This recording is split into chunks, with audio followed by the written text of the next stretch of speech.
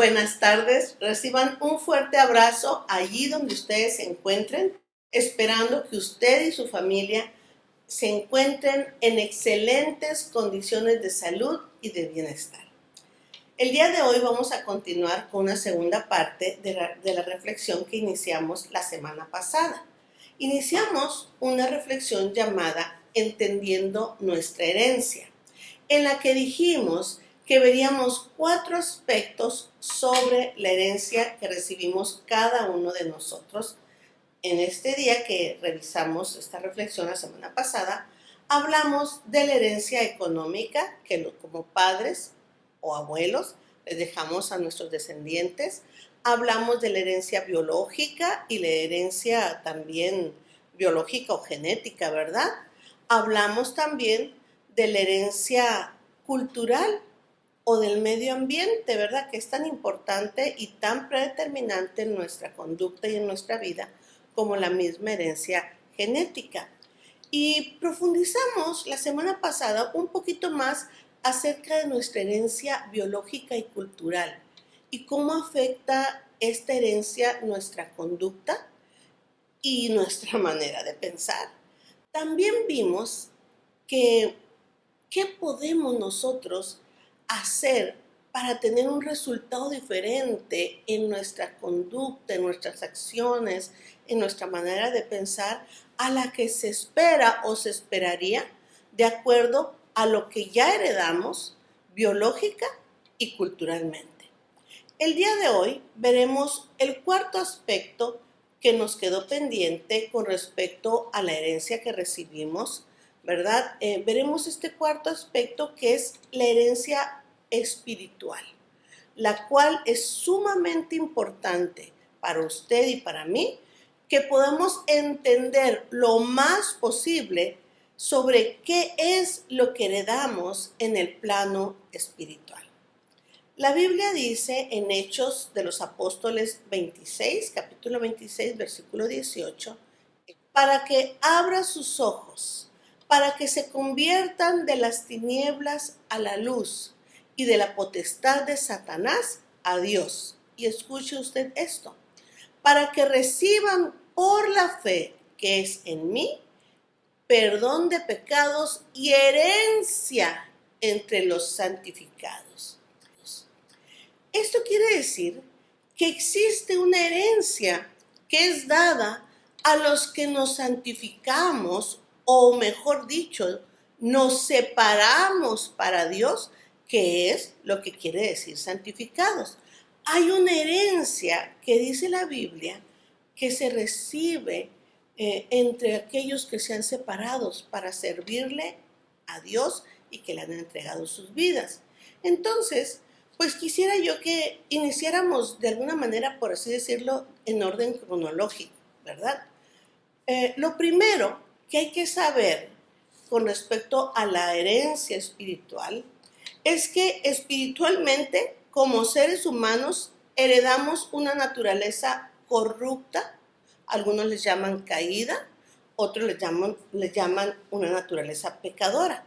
Esto lo heredamos desde nuestro padre Adán. Desde el momento en que Adán pecó, algo cambió en su naturaleza que nos heredó a todos sus descendientes. O sea, Eva y Adán nos heredaron su naturaleza caída, corrupta, pecaminosa, y esta misma herencia se fue dejando a sus hijos y a los hijos de sus hijos, ¿verdad? Nos lo heredó a todos sus descendientes. Dice Romanos 5:12.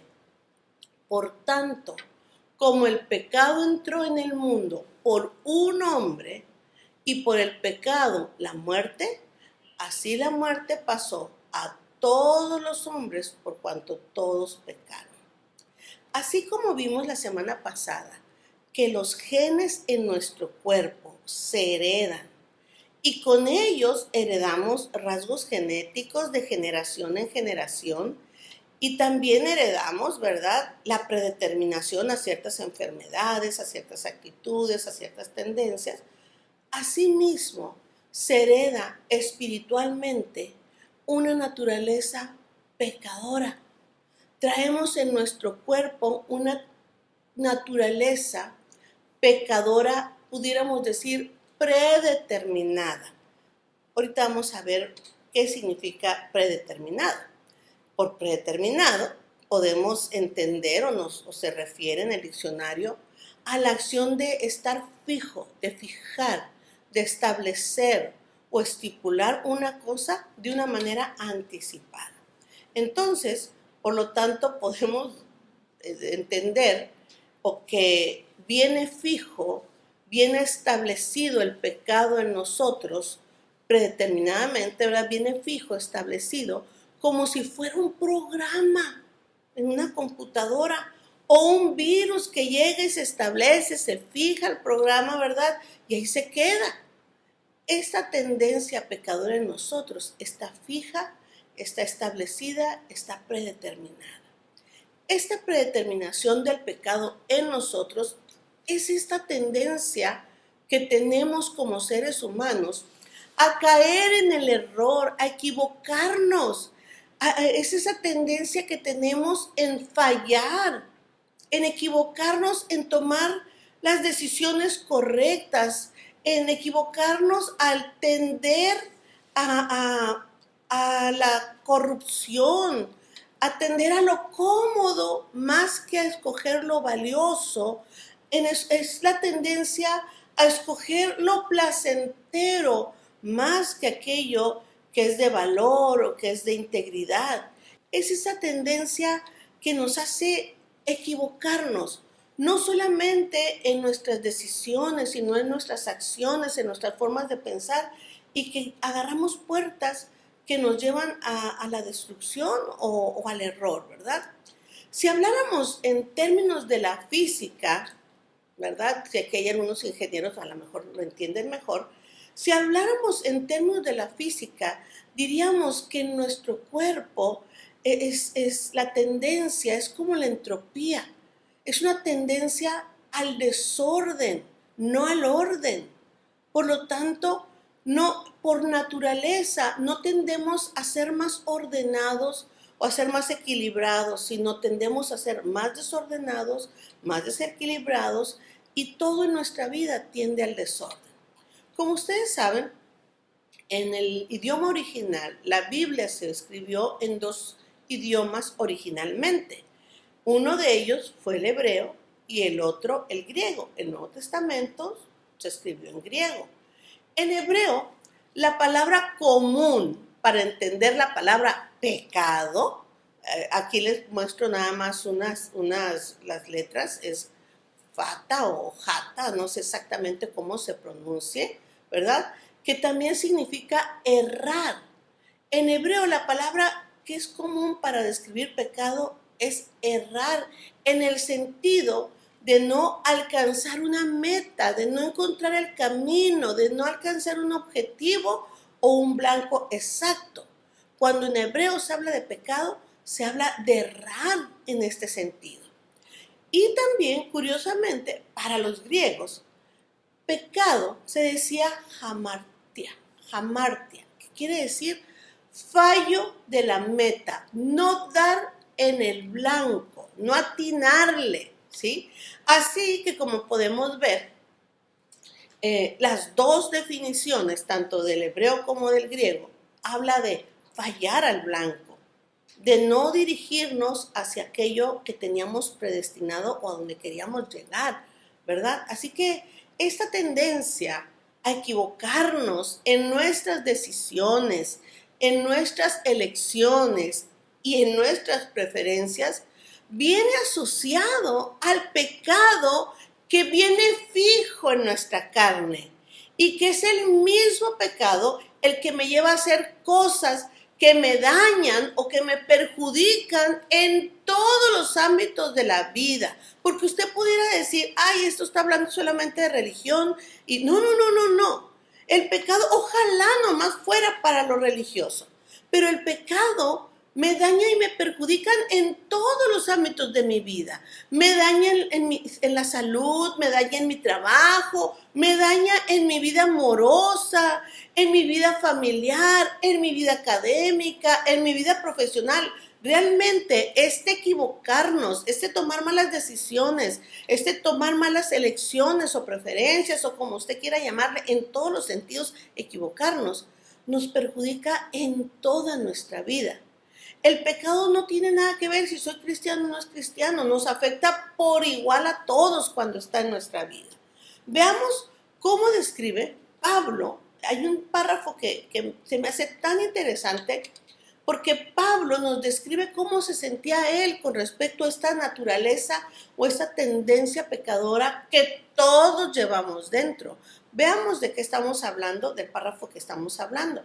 Romanos 7:15 al 24 dice, porque lo que hago no entiendo, pues no hago lo que quiero, sino lo que aborrezco, eso hago. Y si lo que no quiero, esto hago, apruebo que la ley es buena. De manera que ya no soy yo quien hace aquello, sino el pecado que mora en mí. Y yo sé que en mí, esto es, en mi carne, no mora el bien, porque el querer el bien está en mí, pero no el hacerlo, porque no hago el bien que quiero, sino el mal que no quiero, esto hago. Y si hago lo que no quiero, ya no lo hago yo, sino el pecado que mora en mí. Así que, queriendo yo hacer el bien, hallo esta ley, que el mal está en mí. Porque según el hombre interior, me deleito en la ley de Dios, pero veo otra ley en mis miembros que se rebela contra la ley de mi mente y que me lleva cautivo a la ley del pecado que está en mis miembros. ¿Cuántos de nosotros no nos hemos identificado con este párrafo? Tengo amigos que han perdido sus matrimonios por una infidelidad. Y cuando ellos pierden su familia, su matrimonio, están en esta crisis, y les pregunto a usted, algunos sí dicen que lo hicieron conscientemente, pero otros hablan de esta naturaleza a la cual no se pudieron resistir, que con su mente sabían que era una decisión equivocada traicionar a la mujer que amaban, pero con su cuerpo, sus miembros se rebelan contra la lógica, contra la razón, contra el entendimiento. ¿Cuántas veces usted ha hecho algo de lo que después se ha arrepentido y se ha lamentado lo que ha hecho? ¿Cuántas? Creo que todos hemos pasado por esta situación que dice uno, esta maldad que está en mi cuerpo, que está en mis miembros, que se revela y que no es congruente con mi manera de pensar. Todos hemos pasado por aquí y creo que hay personas que tienen más conflicto con esto. La pregunta que nos podemos hacer aquí es, ¿puedo evitar que esta naturaleza pecadora o tendiente al pecado se exprese en mi vida, así como podíamos evitar que algunos genes se expresaran? ¿Podemos evitar que esta naturaleza pecadora o tendiente al pecado se exprese en mi vida? ¿Hay alguna forma de cambiar esto? Pablo se hizo esta misma pregunta. Es lo que él estaba preguntándose. Dice al final, si usted sigue leyendo este párrafo en Romanos 7:24, dice, miserable de mí, ¿quién me librará de este cuerpo de muerte? Realmente Pablo se sentía muy mal, como le digo, usted y yo hemos entendido o lo podemos entender por esas situaciones que hemos vivido. Él dice, miserable de mí, ¿quién me librará de este cuerpo de muerte? Y él mismo se responde en el mismo versículo. Dice, gracias doy a Dios por Jesucristo nuestro Señor. Gracias doy a Dios por Jesucristo nuestro Señor. ¿Sabe por qué dice Pablo esto? Porque la muerte en la cruz de Jesucristo, la que muchos de nosotros hemos visto como un evento religioso o como un motivo de fiestas religiosas, no, es mucho más que esto. Hablando espiritualmente, la muerte de Jesús en la cruz cambió totalmente nuestra herencia espiritual pecaminosa. Él, Jesús, en la cruz, terminó con la naturaleza errática, pecadora del ser humano. Acabó con este dominio, esta herencia fijada en nuestro cuerpo para equivocarnos, para errar, para no dirigirnos hacia lo que teníamos nosotros en mente, ir, cumplir nuestros objetivos. Veamos dos versículos que nos explican esto de lo que estoy hablando. Apocalipsis 1:5 dice: y de Jesucristo, el testigo fiel, el primogénito de los muertos y el soberano de los reyes de la tierra, al que nos amó y nos lavó de nuestros pecados con su sangre, por supuesto, en la cruz del Calvario. También 1 Pedro 4:1 dice: puesto que Cristo ha padecido por nosotros en la carne, vosotros también armaos del mismo pensamiento, pues quien ha padecido en la carne terminó con el pecado. Jesús, al morir en la cruz, anuló todo aquello que había espiritualmente en nuestra contra. Esto lo dice Colosenses 2, 14 y 15. Vamos a leer 14, usted puede leer 15 en su casa. Dice: anulando el acta de los decretos que había contra nosotros, que nos era contraria, quitándolo del medio, clavándolo en la cruz.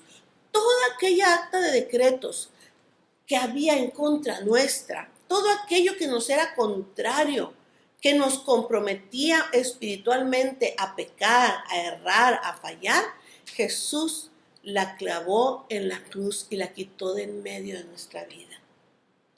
Gálatas 1:4 dice: el cual se dio a sí mismo por nuestros pecados para librarnos del presente siglo malo, conforme a la voluntad de nuestro Dios y Padre.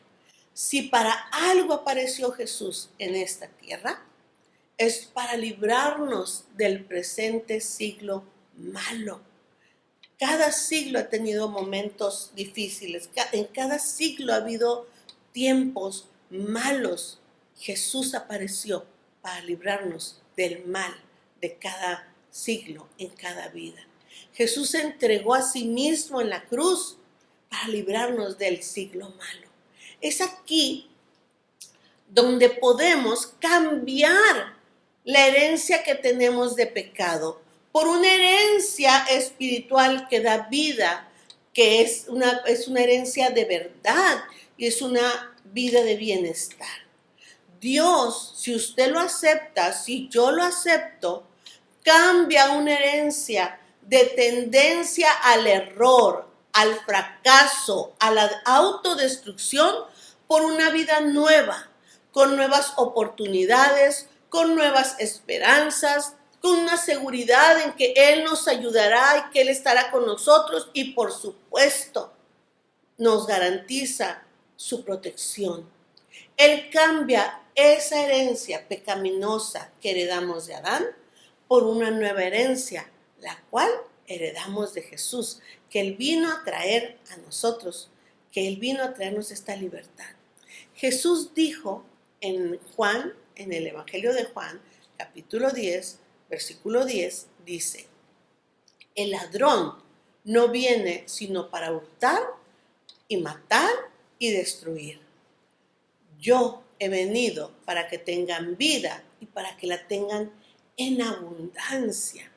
Nuestra nueva herencia espiritual que Jesús trae a nuestra vida afecta todos los ámbitos de nuestra vida y trae una vida de abundancia en nuestra familia, en nuestra economía, en nuestros estudios, en nuestro desarrollo personal, en nuestra capacidad de hacer lo que sea.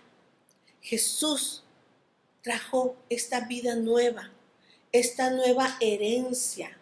Jesús nos trae esto nuevo y nos quita del yugo del pecado, de esa tendencia a equivocarnos y a tomar malas decisiones. Nuestra nueva herencia espiritual la podemos encontrar en todas las promesas que están escritas, tanto en lo que usted y yo conocemos como el Antiguo Testamento, como lo que conocemos como el Nuevo Testamento. Qué apropiado este nombre de Nuevo y Antiguo Testamento, porque en un testamento se deja la herencia. Recuerda que la semana pasada le comenté a usted que el de quién soy hijo o a qué familia pertenezco determina lo que heredo. Exactamente. Si soy hijo de Dios y pertenezco a esta familia de Dios, esta familia universal de Dios, por supuesto que voy a heredar algo diferente a si no pertenezco o si no soy hijo de Dios.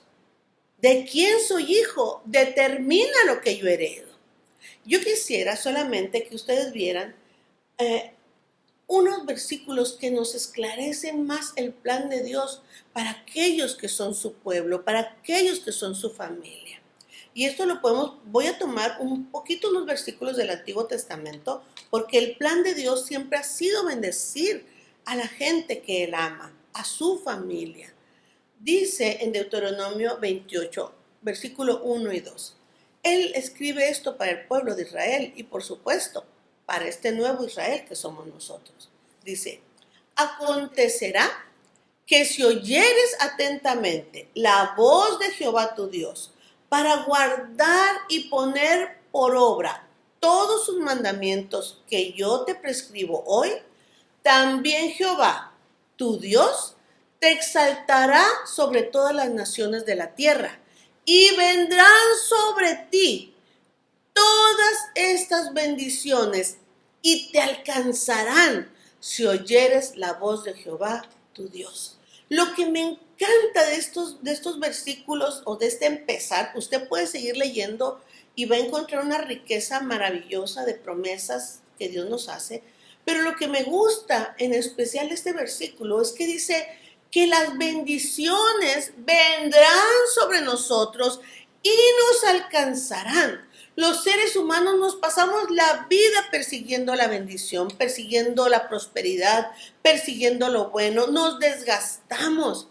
Pero la palabra de Dios dice que si escuchamos la voz de Dios para guardar y poner por obra sus mandamientos, las bendiciones de Dios nos alcanzan, nos vienen sobre nosotros.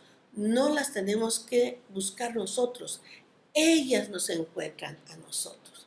Quiero que veamos solamente una o dos promesas de las que la Biblia habla. Me encanta el libro de Isaías, es uno de mis libros favoritos. Me gusta leerlo, me edifica, siempre es de gran edificación a mi vida. Y quiero compartir con ustedes dos versículos que me llenan mucho.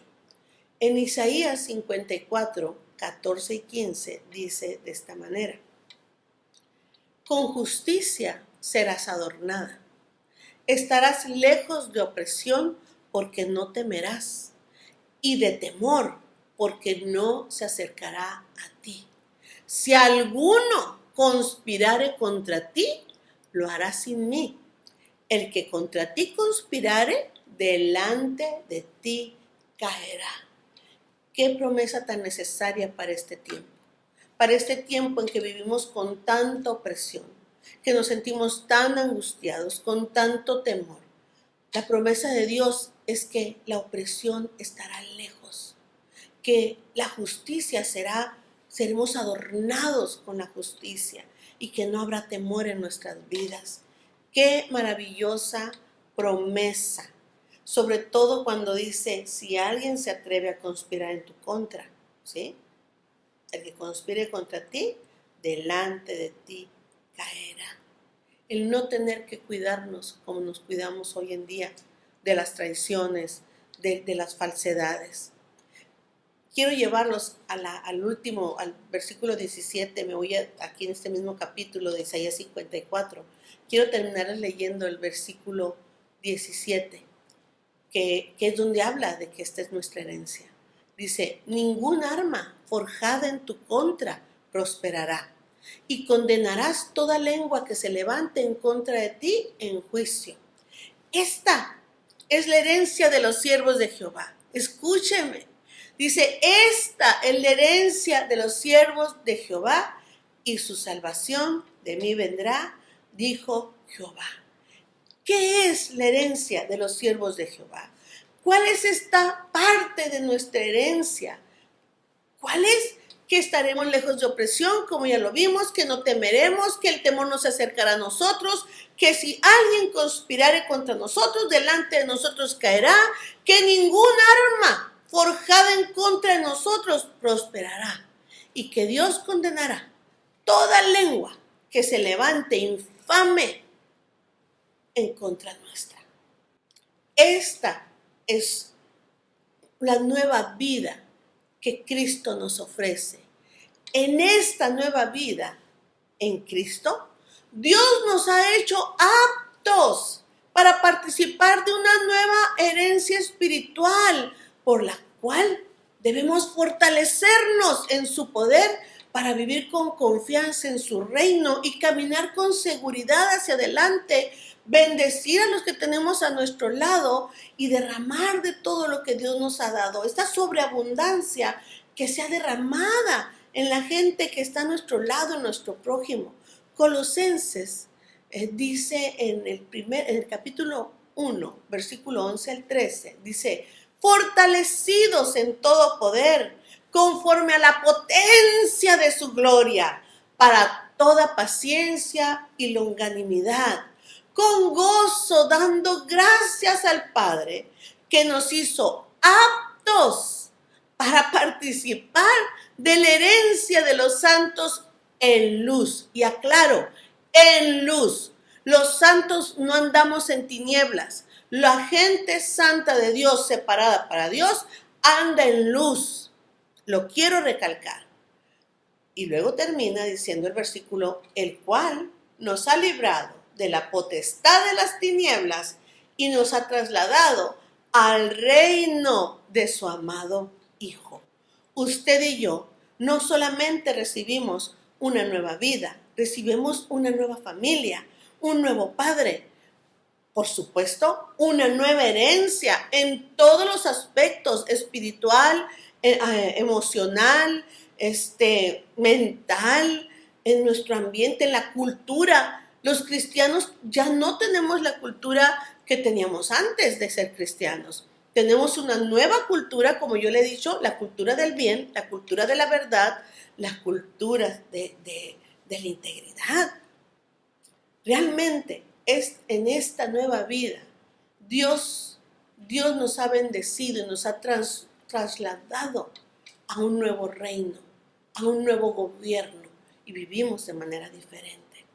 En esta nueva vida que usted y yo tenemos, aún, quiero decirle en este aspecto, aún Dios interviene en la suerte.